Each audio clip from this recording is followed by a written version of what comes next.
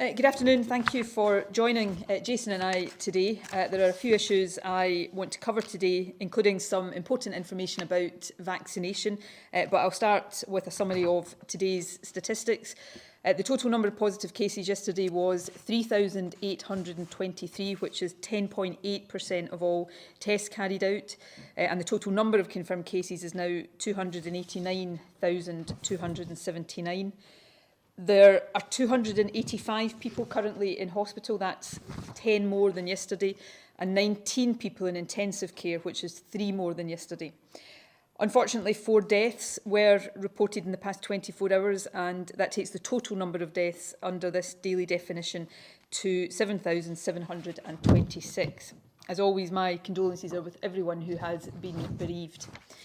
Let me also briefly update on the vaccination programme. As of this morning, 3,831,770 people have received the first dose of vaccine.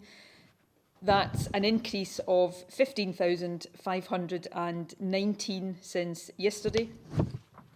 In addition, 14,622 people got their second dose yesterday, and the total number of second doses is now 2,737,347. Now, today's vaccine numbers actually take us across quite a significant milestone. More than 60% of those eligible for the vaccine have now had both doses, but as of today, more than 50% of the entire population is now fully vaccinated. That is an important milestone and one that will be increasing our levels of protection against this virus. I have a couple of points that I want to cover today before I reflect on the overall course of the pandemic and, of course, as usual, stress the key public health messages which are of particular importance given the high number of cases that are being reported right now. The first issue, though, is to confirm that further funding for COVID matters is being made available today to health boards across the country. Almost £380 million is being allocated to help with additional costs this year. That includes costs of the vaccination programme, the Test and Protect system and PPE. And this is on top of the £1.7 billion for COVID allocated last year to health boards and to health and social care partnerships. Further funding will, of course, be made available as necessary over the course of the year. Although we hope that we are in the process of emerging from the pandemic, we can see from the situation at the moment that COVID will continue to place pressures on our health and care services. So we need to continue to ensure that they have all the funding that they need to respond to those pressures. The second point I want to cover today relates to vaccination. Getting vaccinated is probably the single most important thing any of us can do right now. That's why I strongly welcome a joint statement that has been issued this morning by business organisations and the Scottish Government urging people to get vaccinated and also urging employers to encourage and support employees to get vaccinated. The statement recognises that a successful vaccination programme is crucial, obviously, for our public health, but if it protects our public health, then it will always also be really good for the economy. So anything employers can do to support people get vaccinated will be beneficial for them as well as for their workers. That said, the government has the primary responsibility for making sure that the vaccination programme is effective, and we have been and will continue to work with health boards to make sure that it is as accessible as possible. And in that vein, I'm pleased to confirm today that from Monday, all mainland health boards will be offering drop-in vaccination centres for all adults. These centres will be able to provide first doses to anybody over the age of 18 who's not had their first dose yet, and they will also be open for second doses to anyone who had their first dose 8 weeks or more ago and hasn't yet had the second dose. So if you haven't had a first dose yet, or if you are now due for a second dose, from Monday, you'll be able to visit a drop-in centre in order to get one. And let me stress, you can do this even if you've had a letter giving you an appointment or if you've missed an appointment. If you'd rather turn up next week to drop in, you can do that even if you've had an appointment scheduled for maybe a week or two from now.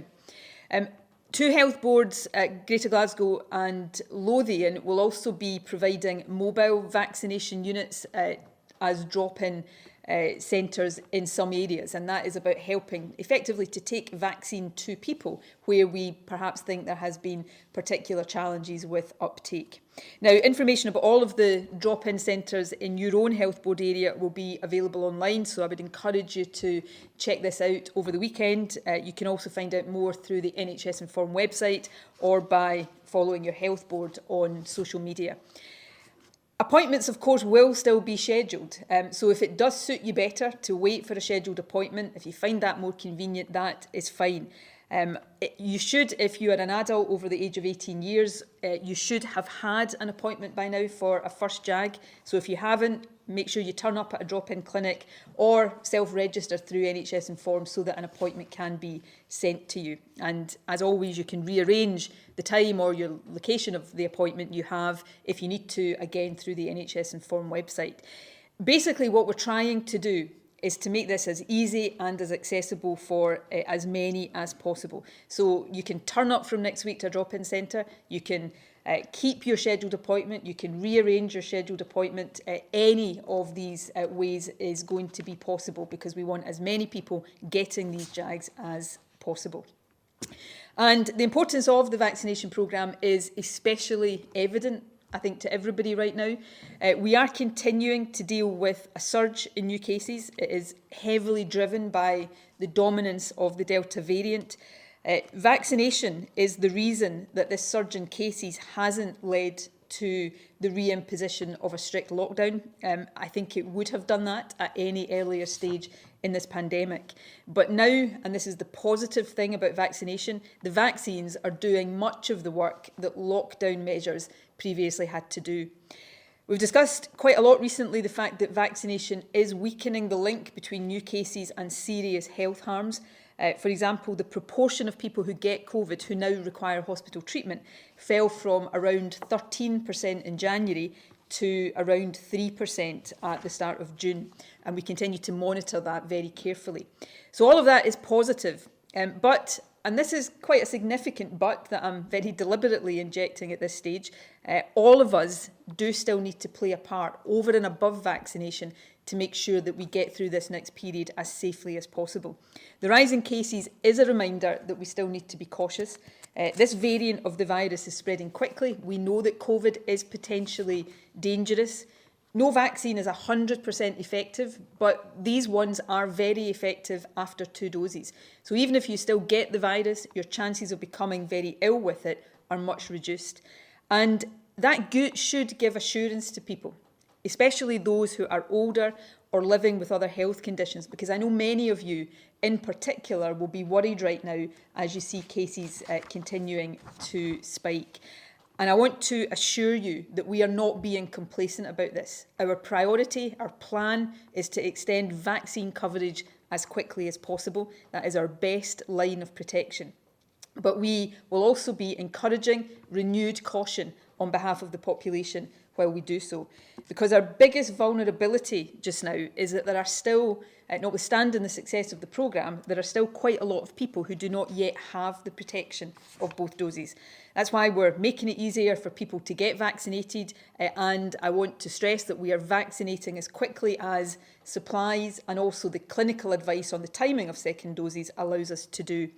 And while we do this, our collective priority must be to do all we can to slow the virus down. And that really matters.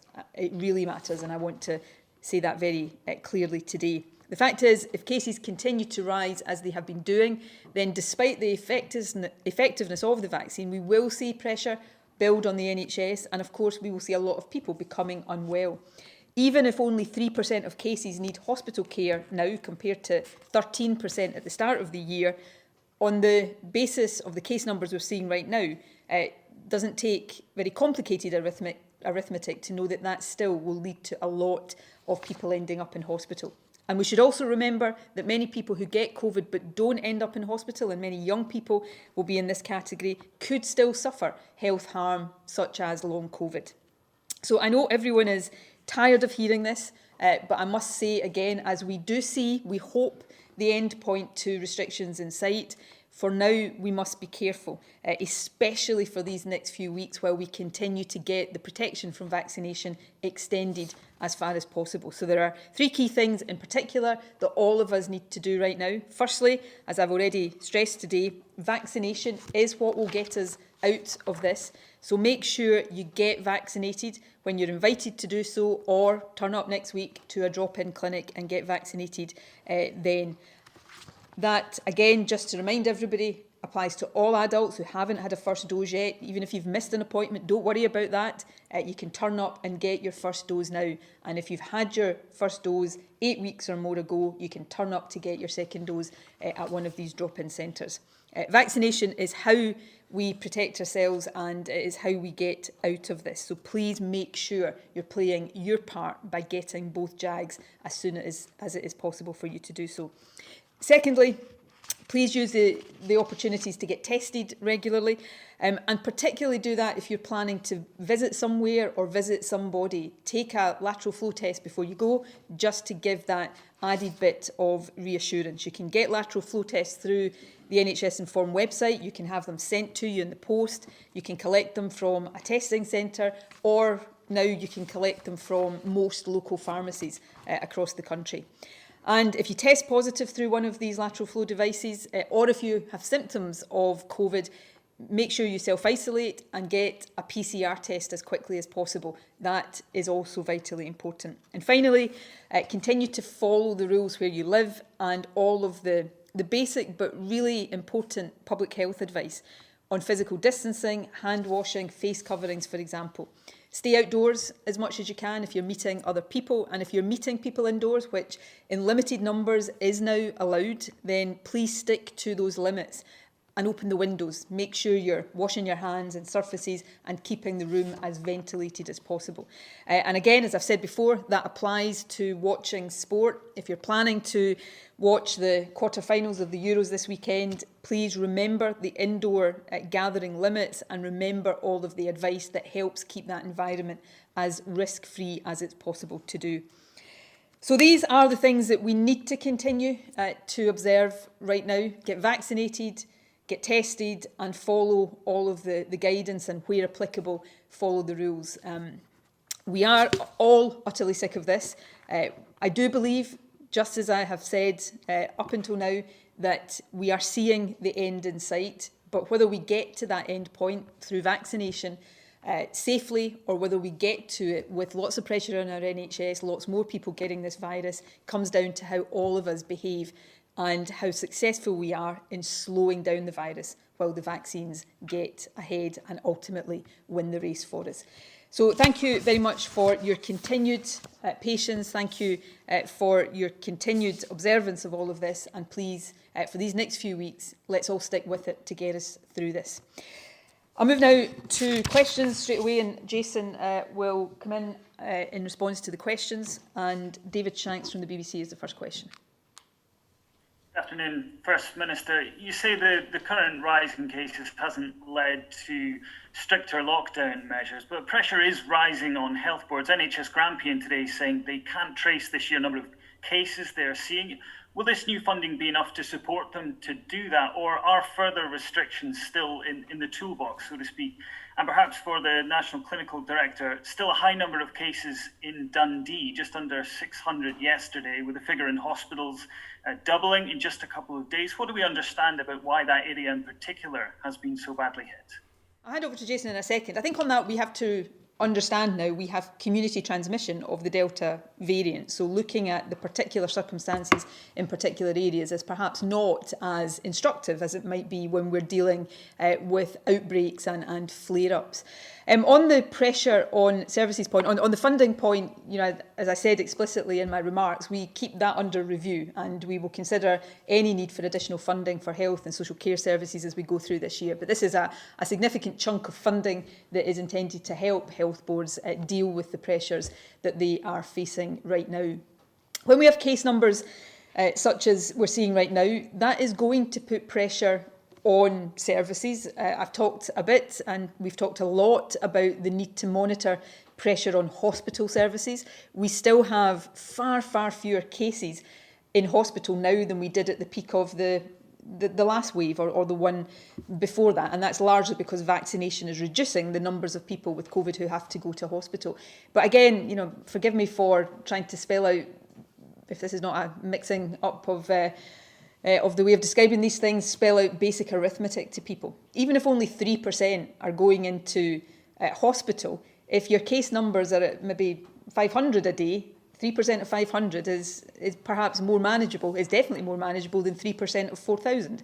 So we need to recognise that at some point basic arithmetic has an impact here. So, and every person who ends up in hospital, we sometimes talk about that as pressure on the health service, and it is, particularly as unlike in the first wave when we effectively cleared a lot of the health service capacity to deal with COVID, we're now in a recovery phase for the health service, trying to catch up on non-COVID treatment. So we don't want to see our health service having anywhere like as many COVID patients as it had to deal with before. But when we talk about that in terms of pressure, we should always also remember that every individual who ends up in hospital is somebody who's become quite seriously ill. Otherwise, they wouldn't need to be in hospital. And therefore, the more cases there are, the more people will end up being ill. And even if that's a smaller percentage than previously, these are still individual human beings, and we can't be complacent about that. So that's why we need to think carefully about pressure on the health service.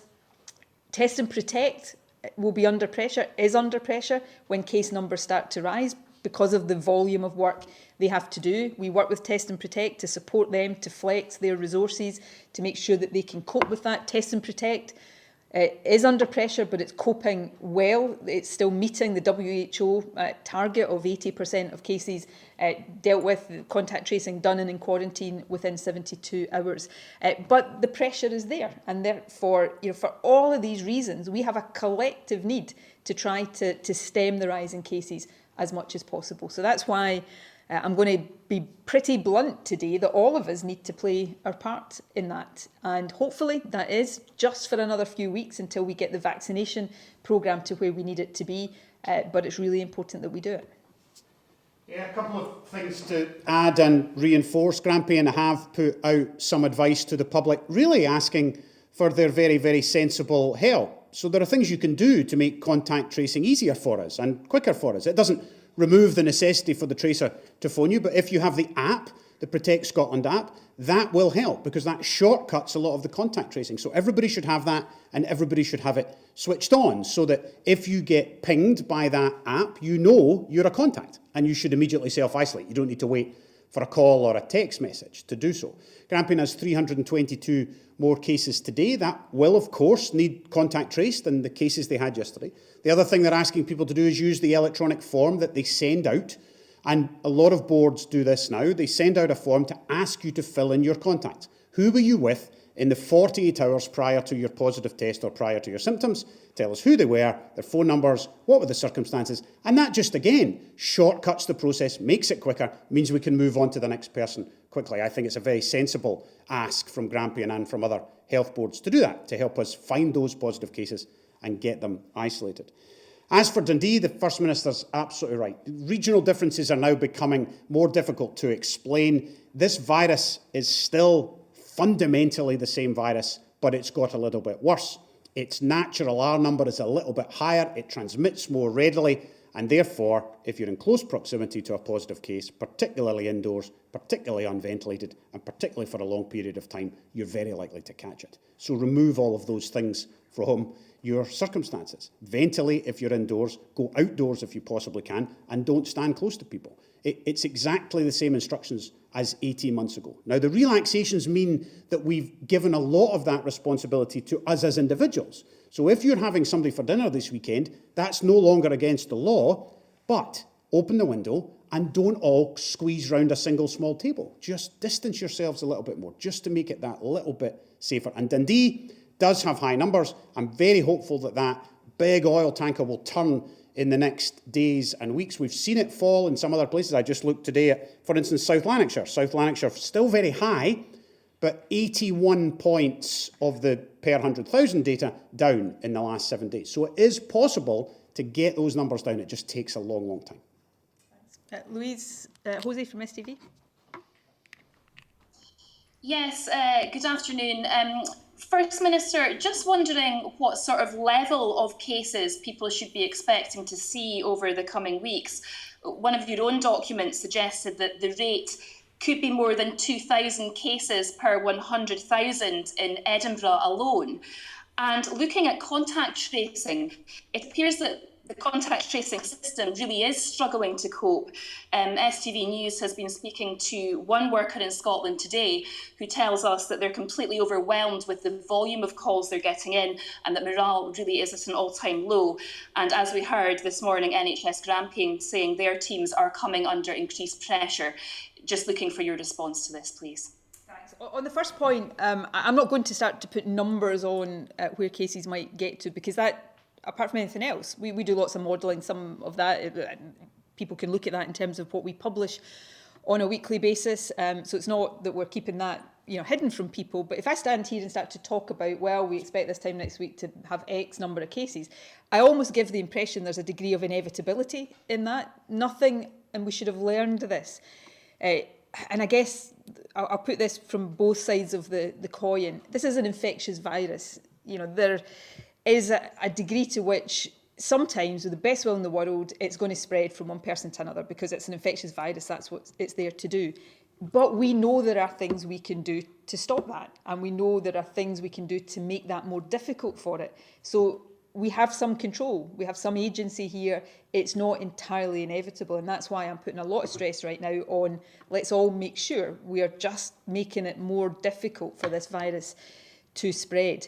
In terms of, I know this was published in some of the media a few days ago based on some of the modelling that we had published before about worst case scenarios. We tend to model worst case, best case, in between.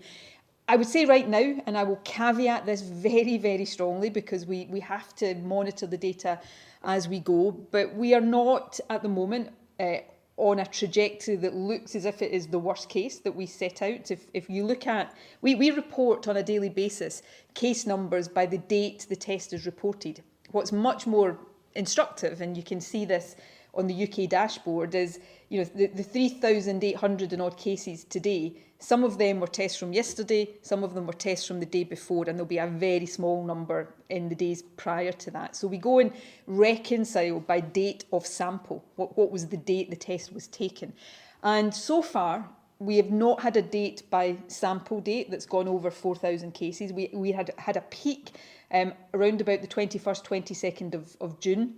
We then, and I said this on Tuesday, it looked as if the rate of increase had tailed off a little bit. We then saw another peak at the start of this week, which may be secondary infections from that first peak coming through. But again, since then, so far, we haven't had a continued 50% rise day on day. So we'll see if we have the same at the start of next week. But we're not on that worst case scenario trajectory. That's not to say we're in a place that we want to be. We want to get these case numbers down, which is why we all have to play our part in doing that. And on Test and Protect, again, it is, and I don't mean to minimise the seriousness of all of this, but it's a statement of the obvious that when case numbers are rising, Test and Protect is going to be under more pressure because the volume of work that it is doing is bigger. We support Test and Protect to bring on surge capacity and to do different things to cope with that. But we can't take away completely the pressure of having between 3,000 and 4,000 cases being reported every day, because that is 3,000 to 4,000 cases that all have to be contact traced and all of the follow-up work done there. So we'll continue to support Test and Protect to work well. They are doing a fantastic job, and I understand when people are under pressure it affects morale, but please know how important a job you're doing if you work in Test and Protect and how appreciated you are for doing it.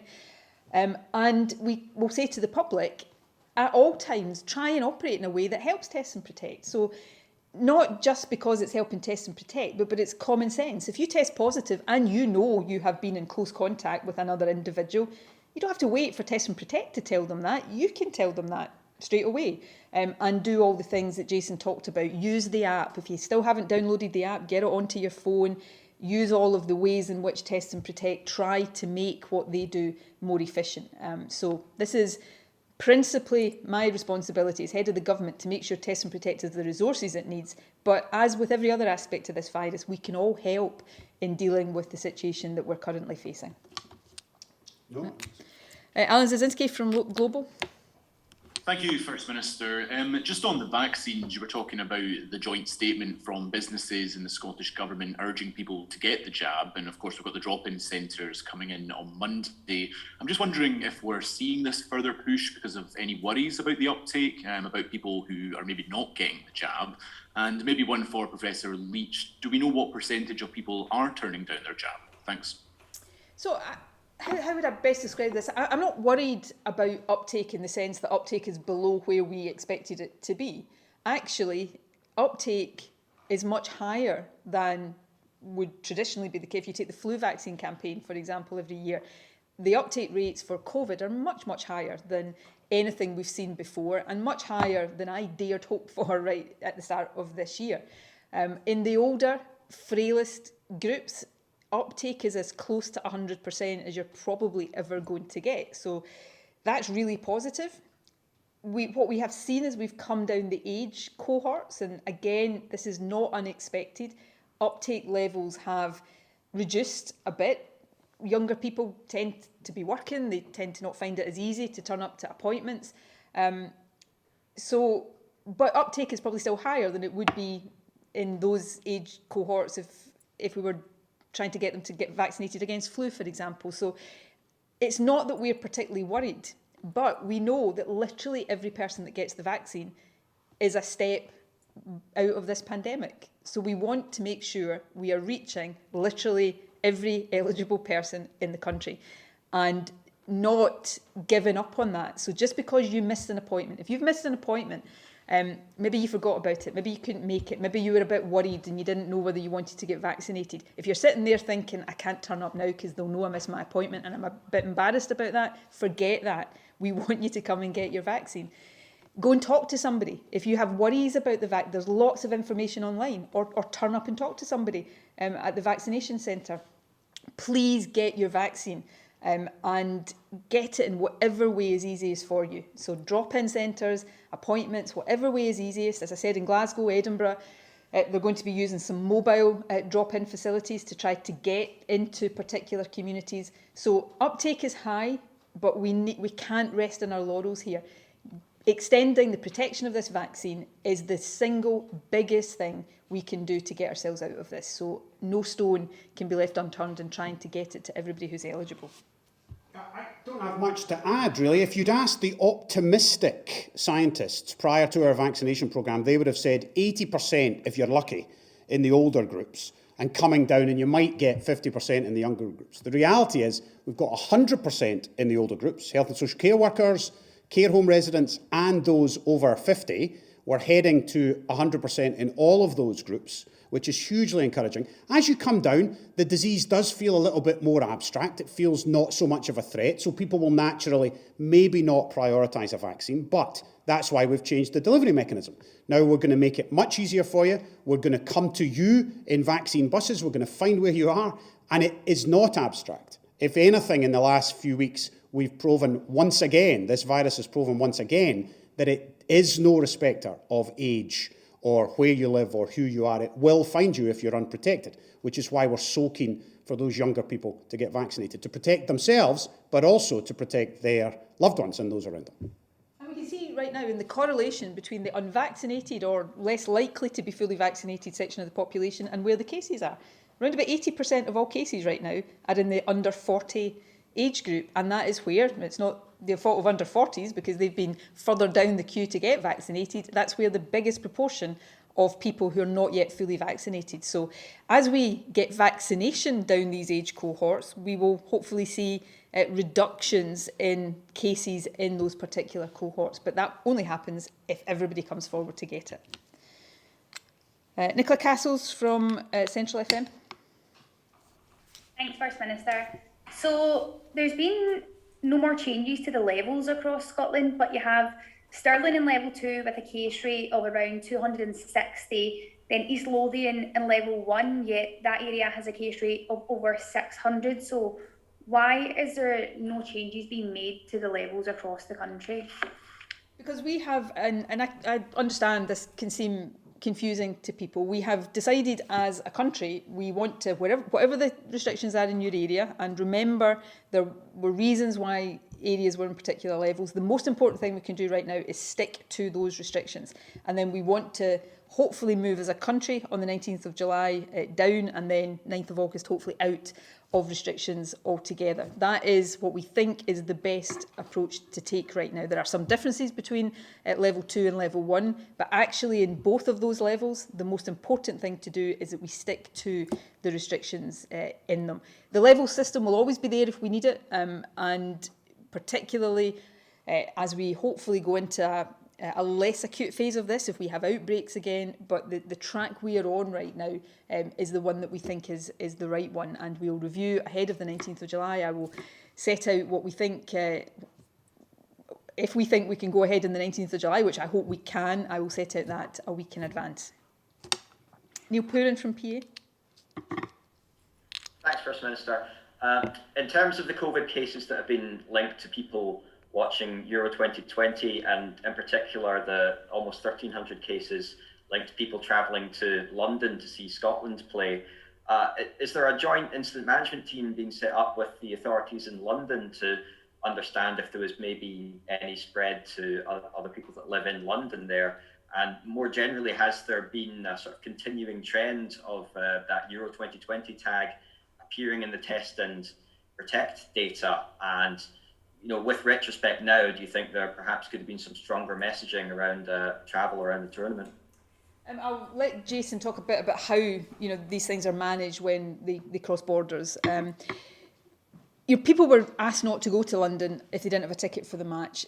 I think every stage of this, and I've said this, tried to say it candidly before, we do our best, we make judgments based on what we think the state of play is and how we think we can best manage this. But literally, after almost everything that happens, I agonise over whether we should have done differently or done more, and that will always be the case. I've said all along, and I'm not really talking about this here, so the headlines should not be, I think we got it wrong over there, but I just want to assure people that we really think very deeply about this, and we think afterwards so that we can try and correct anything if we think there's a need to do that in future, and that will continue to be the case. The only other point I would make about football, the Football Association, is we definitely think it's there, and you can see it in that tag that Public Health Scotland published the information around earlier in the week.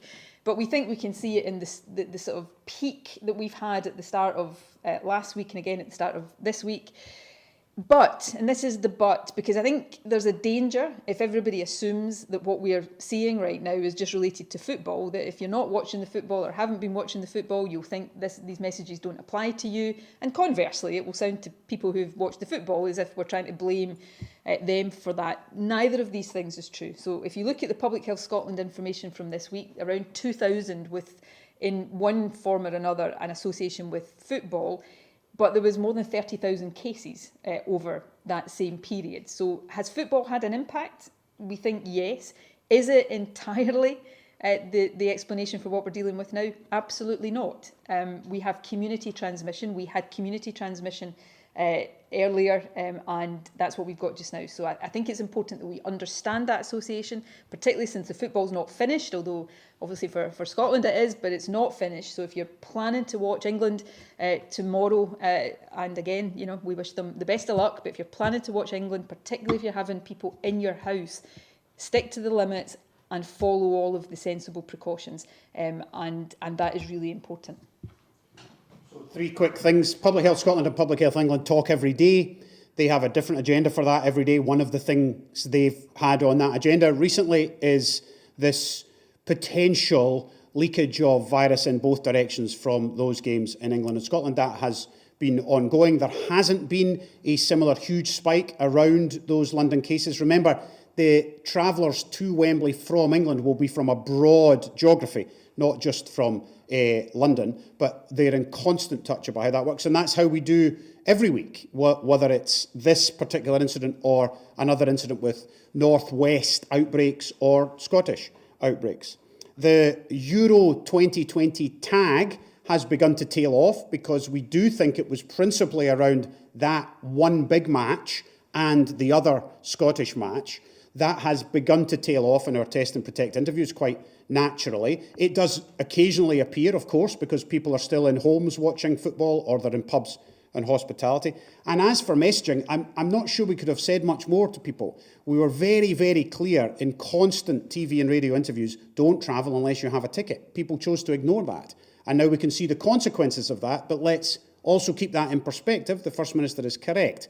Football is not the only problem here. The problem is generalised community transmission, so all of us, football fans or not, have to follow the rules. And it's not just football, all sport. You know, for some of us, we'll have more interest in watching Andy Murray, hopefully well into next week in Wimbledon. So if you're in your house watching sport with other people, it's really important to follow all of the rules and precautions. Rachel Watson from the Daily Mail. Thank you, First Minister. This morning, Linda Bald was on the BBC and she spoke about that she wouldn't be in a rush to ease restrictions given the current circumstances around cases. And I just wondered, obviously there's a couple of weeks before you have to confirm whether you will stick to those dates that are in the diary just now for moving to level 0 and then beyond that. But are you concerned, or how worried are you at the moment that the rise in case numbers will affect that? And are you as confident as you have been around those dates? Again, I'll try to answer this in as nuanced a way as possible, which is always quite dangerous to do. I'm not going to stand and look at case numbers that we've got right now and say, I'm not concerned at all about that. Because, of course, for the reasons I've set out, I've got to be concerned about that. I'm not as concerned about case numbers like this now as I would have been in January, because we didn't have people vaccinated to the extent we have now in January, and we know vaccination is working. But we need to balance all of these things. We need to make sure that we are keeping the vaccine ahead of the virus, and the old race analogy that you're probably sick of hearing me talk about. And remember, the dates we've set for the 19th of July and the 9th of August are deliberately, for those reasons, not tied to particular rates of infection. They are tied to vaccination milestones. And therefore, I still very much hope to be in a position to meet those dates. But I'm not going to confirm that today, because that would take me out of the very careful process we go through before we get to that stage. In terms of Linda's comments, generally, I would agree. I've been tried not to be rushed to do things all along, to try to do things at the right pace, not always getting that correct. I'm absolutely certain about that, but trying to do things at the right pace. So not be, too slow, but equally not go faster than we think is safe, and always having a degree of caution in what we're doing. I've taken a lot of, I'm not complaining about this, it's entirely appropriate, but I've taken a lot of criticism and stick for that along the way. At previous points, people have said I should be going much faster. It's always going to be a difficult judgment, but trying to get it right is the most important thing. And, vaccination is what still gives me confidence in the dates we've set, but we'll go through the process of properly considering all that before we confirm. For the 19th of July, we'll confirm that a week in we'll confirm the direction of travel a week in advance. And so that's just over a week away. Dan Sanderson from The Telegraph. Thanks very much, First Minister. You and Jason Leitch just said in response to Neil that people were told not to go to London if they didn't have a ticket for the match. But that's not true. People were told they could go to London if they had a safe place to watch the game. So are you now sort of changing your story to avoid blame for that? And also, do you think the scenes of what went on in London with the Tartan Army mixed in such large numbers, has that undermined compliance among the wider population who have sort of seen that and thought, well, if they didn't do that, why should I follow the rules? Thanks. I'm not changing my story. The benefits these days, or sometimes for people like me, the disbenefits maybe, if I'm being candid about it, are people can look back and see what we've said. All of us, Jason, I know, probably more than me, was very explicit. But yeah, in a situation like this, you try to give people layers of advice as well. Don't go unless you've got a ticket. If you are going to ignore that and go, try to do it safely. So, I don't know what people want. We're trying our best and I think with reasonable success over the course of the pandemic, to explain to the public what we need them to do and why. And by and large, the public have been magnificent. I wish we hadn't had as many people travel to London, but we did, and we are where we are, and we reflect on that. We think about, in future, can we do things better? And that's the position. But this is not about. I hope, whether you agree or disagree with the decisions I've taken, and for most people, I'm sure it will be a bit of both around this. But even if you're one of these people that can't stand the sound of my voice, and I'm not suggesting that there won't be some of you there, I haven't tried to pass blame to anybody on this. I've stood up here and taken, as I am elected to do, the responsibility for this. So I'm not going to shy away from the areas where I think we've got things wrong, and we'll always try to get it better when we do. Do you want to add anything? Yeah, I think I probably should, since it was directed directly at me. I wasn't trying to either cast the blame to others, avoid the blame myself, or change my story. I was using shorthand to say we told people not to travel. If you want to go back to the actual quote, then by all means, yes, it was don't travel unless you have a ticket or somewhere safe to watch the game. That was what we said, and that was the right advice. Omar from the Daily Express. Hi, good afternoon. Thank you, First Minister. Can I just return to this issue about the pressures on test and protect? Can you just elaborate a little bit more specifically what work's underway to increase capacity? Do you have a figure in mind of how many extra people are going to have to be brought in, or are you looking to increase capacity by a certain percentage to cope with this surge? And secondly, the Scottish Hospitality Group this morning have raised concerns about delays in test and protect coming back to their members, and saying this is leading to pubs, restaurants unnecessarily sort of shutting down. I just wondered what consideration is being given to perhaps looking at some alternative system that would allow, say, workers to be tested while continuing to work. Is there any thought being given to that to avoid these kind of shutdowns? I'll briefly address the Scottish Hospitality Group comments in a second. When I say briefly, I've only just coming in here, been given a summary of what they have said, and you've maybe even sort of expanded on it a little bit. But based on what I understand they've said, I think there may be a bit of a misunderstanding of how test and protect and self-isolation works, but maybe Jason or one of Jason's team can contact them directly later on today, just to see if we can explain that or address any of their concerns directly. And I don't want to suggest that they might not have legitimate concerns there. But I'll come back to that in a second, and what I think might, or appears to me to be a misapprehension. But on the first point, there's not a set percentage, or we will support test and protect to flex as we can, as demand requires it.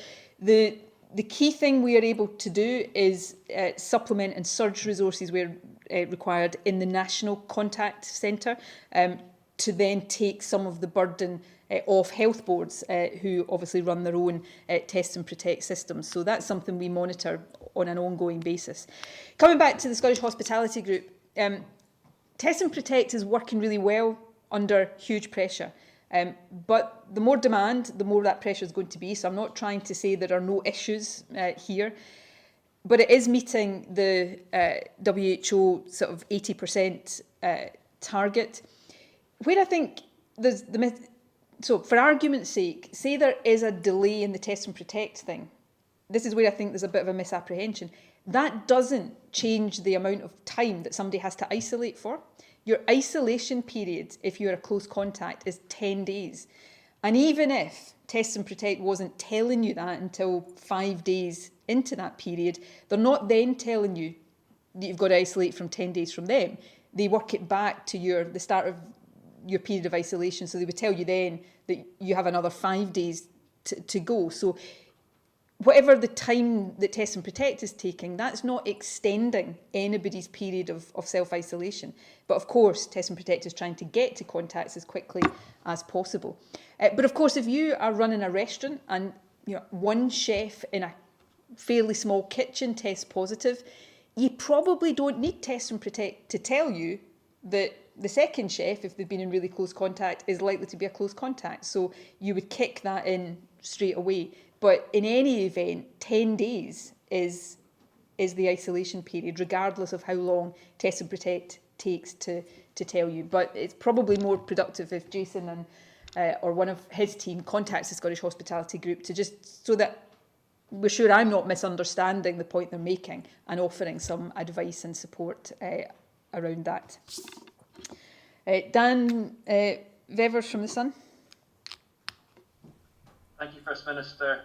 On international travel, it emerged in the latest Public Health Scotland report that arrivals from red and amber list countries are no longer being called by phone for follow-up checks by the tracing centre and are now just being texted.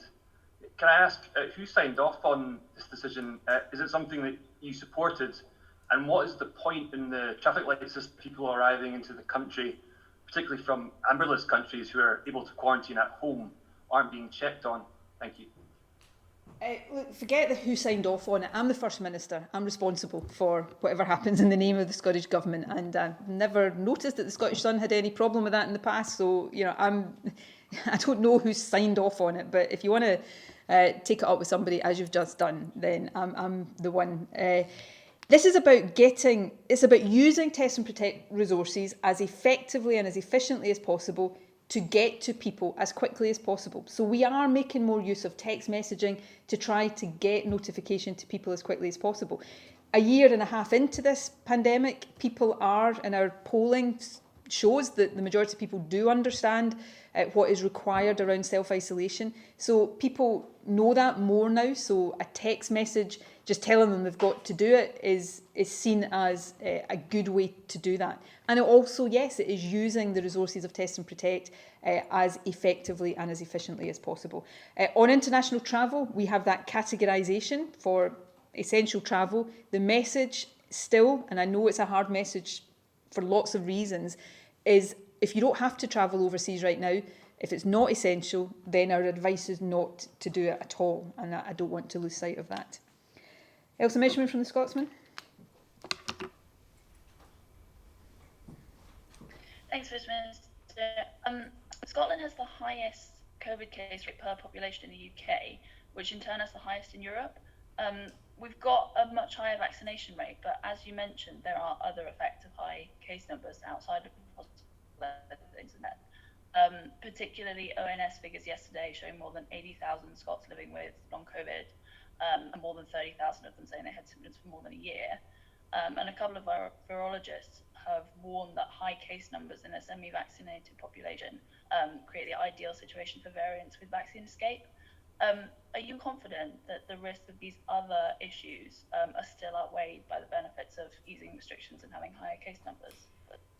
Look, these will all be things we have to take into account. I've said several times today, and I hope my general demeanour gets this across, I am not complacent about the situation that we are facing right now for the reasons that you set out.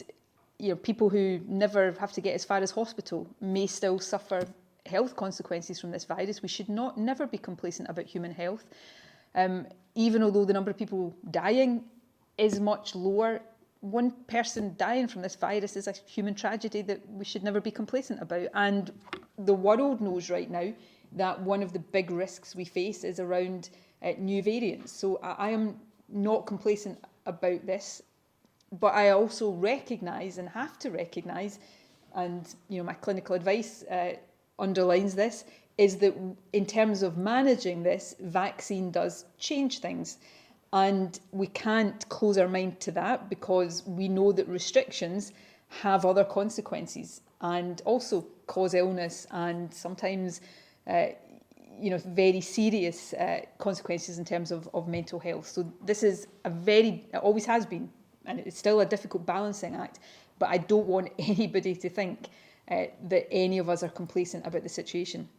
I spoke a bit earlier in the week about why Scotland's in wave 1 and 2, we were what I would describe as behind and below the UK curve. We were on the same broad pattern. In this wave, again, I think all parts of the UK are following the same pattern, but we are a bit ahead and above the UK curve. And actually, one of the first countries that is facing a significant spike in cases as we have quite substantial levels of vaccination. So in many respects, where at previous stages in this pandemic, we've looked to other countries, Spain or France, and said we're maybe about 4 weeks behind them, we need to look at what happens there. There'll be many countries right now looking at Scotland and saying what's going to happen here, because that will tell us what we are looking at. But probably the whole of Europe right now is on the same trajectory, and I think that's certainly true of the UK, and you can see the rise in cases in England as well. Anyway, to cut to the chase here, why are we ahead and above as opposed to behind and below? And we don't know definitively, but the two theories that we've talked about a lot, and I mentioned on Tuesday, I think, are firstly, Delta seeded into our biggest city. In England, it seeded into Bolton, which is smaller as a proportion of England's population than Glasgow is of Scotland. So the opportunity for it to spread amongst a bigger proportion of the population is possibly a factor. But the second factor, which you can see or have seen in recent ONS publications, and this may be linked to our experience in waves 1 and 2, is that we still have lower population immunity because, to be blunt, fewer of us had the virus in earlier phases than was the case in England, for example. So there is still, vaccination will be evening this out day by day, but there's still perhaps, and certainly a couple of weeks ago, ONS calculated that this could be, to a tune of about 8 to 10%. We've got a bigger proportion of the population that is still susceptible to the virus. So that's not definitive, but that is what we think may partially explain some of what we've seen. But Jason, do you want to put that into more scientific language? I think actually you've done it. I would just underline that we've definitely had lower population immunity. So on today's numbers, the cumulative total of positive cases in Scotland is 289,000. So 289,000 people in Scotland have had a positive test. Proportionately for the whole population, that's lower than the other 4 UK countries. That gives us less natural immunity, so the vaccination programme has to do more heavy lifting for us, and it is. It's going really, really well. The WHO have said that Europe, after 10 weeks of falls, is now increasing again, and they have asked to speak to us and the UK, because there is no doubt the UK is at the vanguard in this part of the world of this variant. Now, it's also happened in Asia. They've been first. So we were in the second group of countries that got the Delta variant. But the WHO wants to learn from us about how we're managing it to help the rest of Europe. The challenge in the rest of Europe is their vaccination numbers. They have to vaccinate fast. And that's why you see them reintroducing restrictions. Portugal, for example, reintroducing restrictions in order to try and buy time for the vaccination programme to get anywhere near what ours is. Matt McLaughlin from the Times. Good afternoon, First Minister. Can I ask, are we still on course for Freedom Day on August 9th? And on Sorry, that Mark, day, I didn't catch that. Are we still on course for Freedom Day on August 9th? And on that day, is there plans to end self-isolation for all people that have been double jabbed? Because obviously if that rule is still in place, then businesses are still going to struggle, and they're facing the end of furlough very soon as well.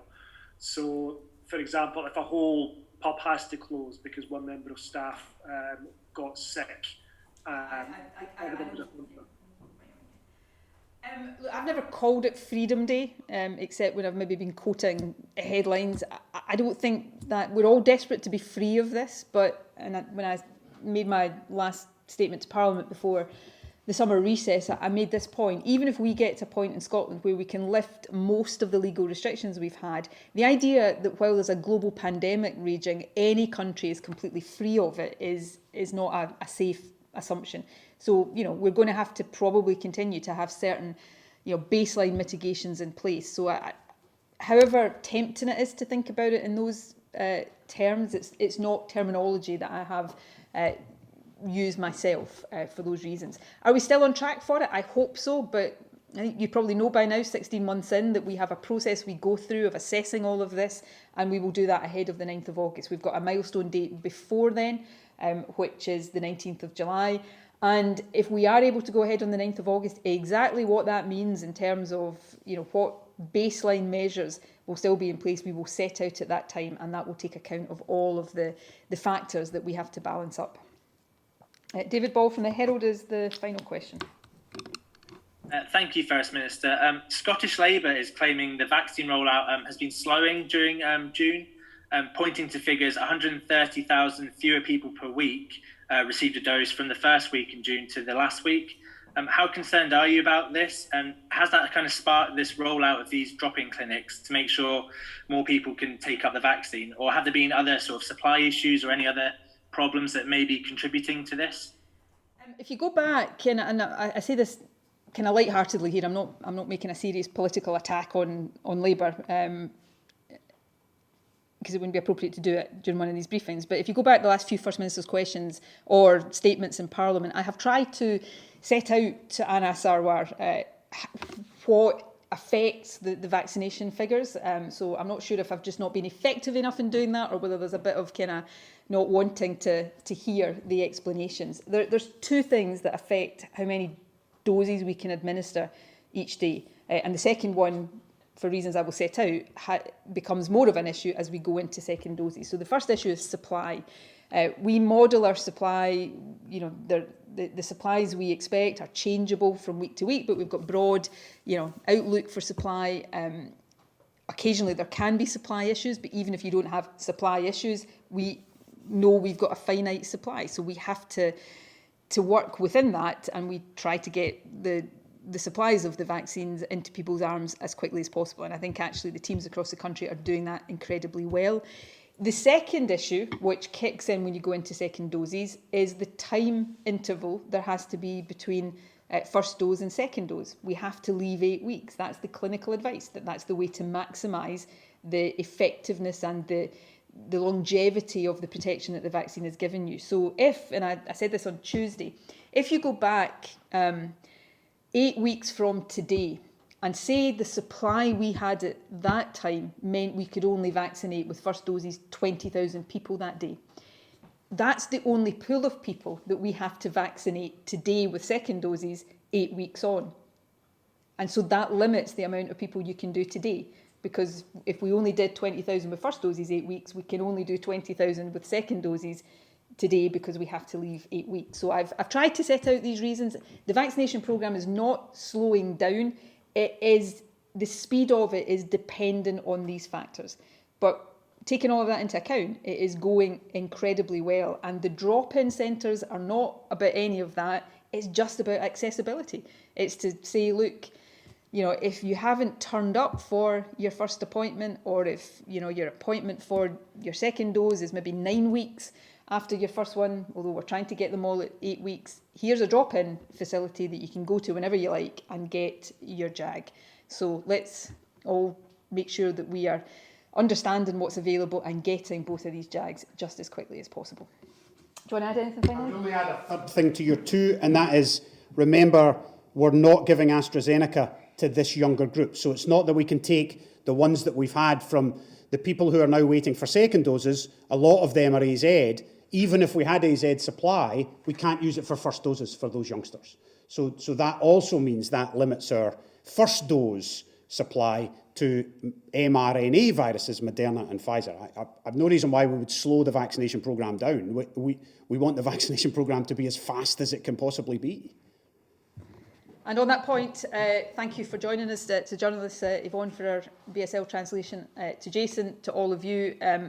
That is what we want, to get this vaccination protection extended as quickly as possible. So please play your part in that by turning up, encouraging everybody you know to turn up to get first and second doses. And in the meantime, please play your part by helping us slow the virus down. This is a really fast transmitting variant of the virus. We know it's out there significantly transmitting within the communities. So again, assume that the person near you, wherever you might be, could have it, and act in a way that will make it difficult for that virus to jump from them to you, or vice versa if you unknowingly have the virus. Basic stuff, really tough stuff after 16 months, but still really basic and really important stuff. If we slow it down, then fewer people will get it while the vaccine extends the protection. It is the race we've been talking about. So let's all play our part in making sure that the vaccines stay ahead in the race and win the race. Thank you very much. Obviously, we will keep you updated over the course of the weekend and into next week, and we'll notify any media briefings like this that will take place as they are scheduled. But for now, please keep doing everything that we know is important and have a good weekend. Thank you very much.